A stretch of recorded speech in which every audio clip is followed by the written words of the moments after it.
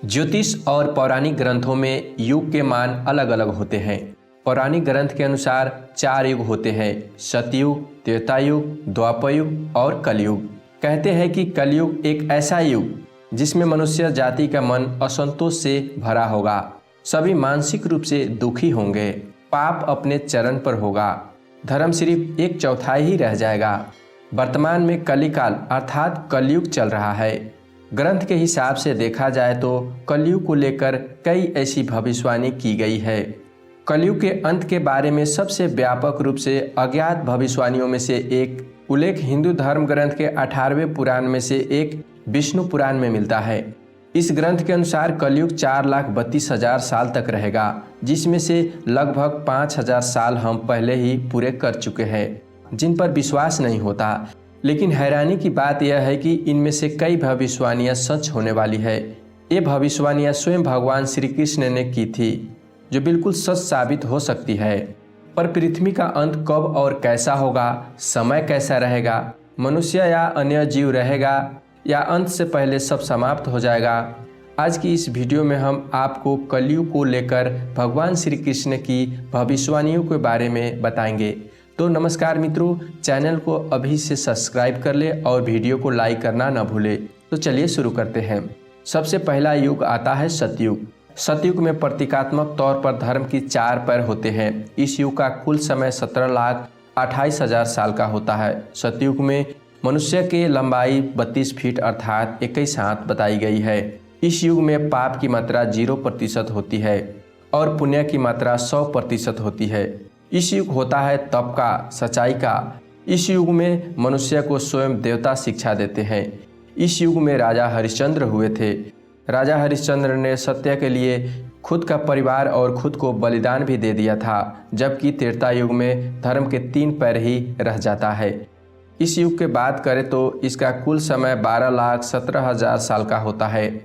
इस युग में मनुष्य की लंबाई 21 फीट थे अर्थात लगभग 14 हाथ बताई गई है। इस युग में धर्म के 4 स्तंभ में से एक स्तंभ यानी कि तप नहीं रहता। इस युग में पाप की मात्रा 25% होती है और पुण्य की मात्रा 75% होती है। इस युग में वेदों को 4 भाग में विभाजित कर दिया जाता है। इस युग में विष्णु भगवान का वामन और राम अवतार हुआ था।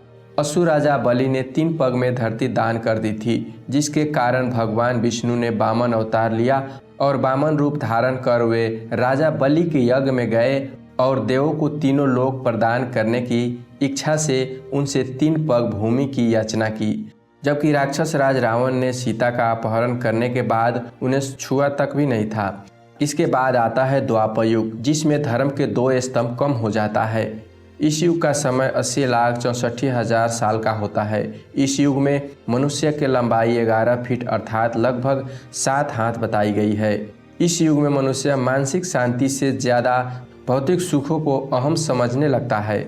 इस युग में पाप की मात्रा 50% होती है, जबकि पुण्य की मात्रा 50% होती है।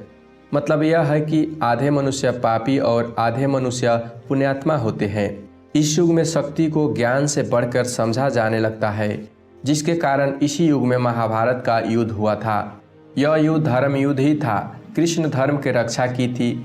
द्वापर युग में ही कलयुग का जन्म हो गया था, क्योंकि द्वापर युग के अंत के ओर धृतराष्ट्र जब राजा बने उसी समय कलयुग का जन्म हो गया था। धृतराष्ट्र पुत्र मोह में पड़कर पांडवों का जो दुख दिया था वो कलयुग से कम है क्या? कलयुग एक पावर पर चल रहा है। कलयुग में धर्म का स्तंभ का कोई नाम निशान नहीं है। इस युग में मनुष्य की लंबाई 5 फीट 5 इंच अर्थात लगभग 3.5 हाथ बताई गई है। इस युग में धर्म का सिर्फ 1/4 ही अंश रह जाता है।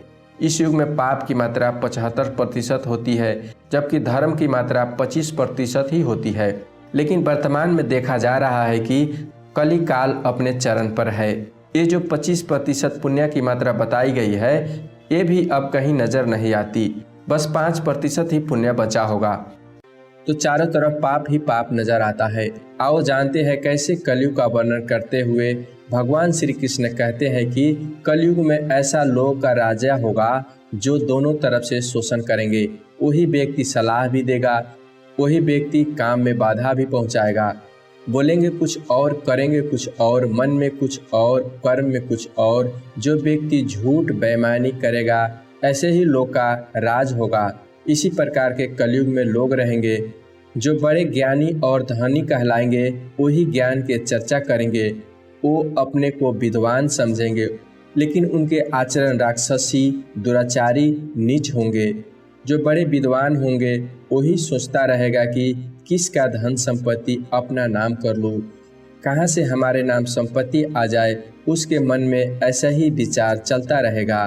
कलयुग में धनी लोग लड़के और लड़की के विवाह में, छोटे बड़े उत्सव में तो लाखों रुपया खर्च करेंगे, परंतु पड़ोस में यदि भूखा प्यासा होगा तो ये भी नहीं देखेंगे कि उसका पेट भरा है या नहीं, वो कुछ खाया पिया है या नहीं। उनका अपना ही सगा भूख से तड़प कर मर जाएगा और वो देखते रह जाएंगे। कलयुग में लोग मांस, मदिरा, सुंदरता और व्यसन में पैसे उड़ाएंगे, किंतु किसी को दो आंसू पोंछने में उनकी रुचि नहीं होगी। कलयुग में मानव का मन नीचे गिर जाएगा। पुराणों में लिखा है कि जो व्यक्ति संगठन या समाज वेद विरोधी आचरण पर भारत की धार्मिक और सांस्कृतिक एकता की खंडित करेगा, उसका आने वाले समय में समूल नाश हो जाएगा। पुराणकार मानते हैं कि ज्यों ज्यों कलयुग आगे बढ़ेगा, त्यों त्यों वेद विरोधी लोग का शासन होने लगेगा। एक ऐसा लोग होंगे जो जनता से झूठ बोलेंगे, अपने तर्कों के द्वारा एक दूसरे को विरोधी होंगे, जिनका कोई धर्म नहीं होगा। ये सभी बेधर्मी होंगे। भयंकर कलयुग के आने पर मनुष्य के आचरण दुष्ट हो जाएगा और योगी भी दुष्ट चित्त वाले होंगे। संसार में परस्पर विरोध फैल जाएगा। ब्राह्मण, क्षत्रिय दुष्ट कर्म करने वाला लोग होंगे और विशेषकर राजाओं में चरित्रहीनता आ जाएगी। देश देश और गांव गांव में आपस में लड़ना शुरू हो जाएगी। दुख कष्ट बढ़ जाएगा। संत जन दुखी होंगे। अपने धर्म को छोड़कर लोग दूसरी धर्म का आश्रय लेने लगेंगे। देवताओं का देवता भी नष्ट हो जाएगा और उसका आशीर्वाद भी नहीं रहेगा। मनुष्य की बुद्धि धर्म की विपरीत हो जाएगी। महर्षि व्यास जी के अनुसार कलयुग में मनुष्य में वर्ण और आशय संबंधी प्रवृत्ति नहीं रहेंगे। वेदों का पालन कोई नहीं करेगा। कलयुग में शिष्य गुरु को अधीन नहीं रहेंगे। पुत्र भी अपने धर्म को पालन नहीं करेंगे।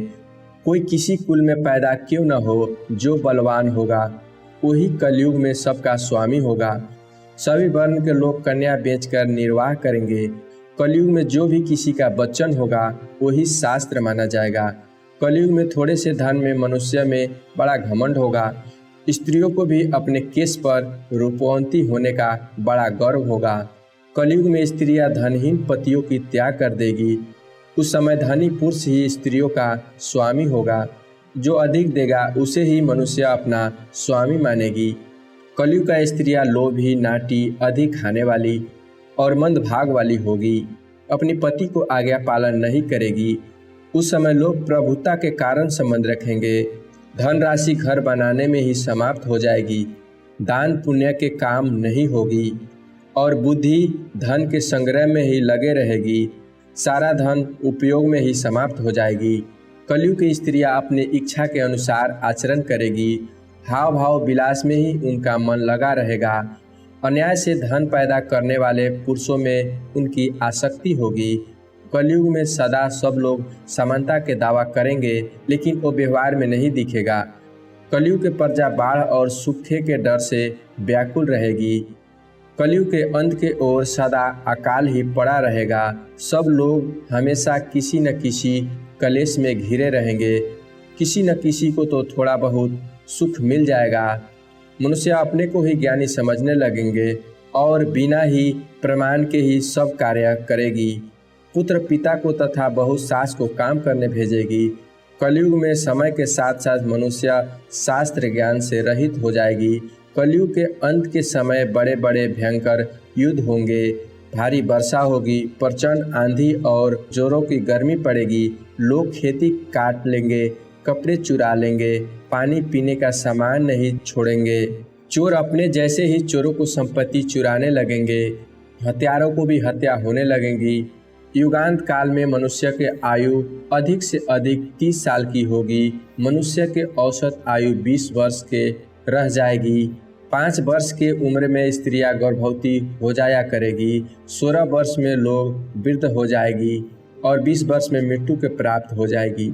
इंसान की शरीर घटकर बौना हो जाएगी।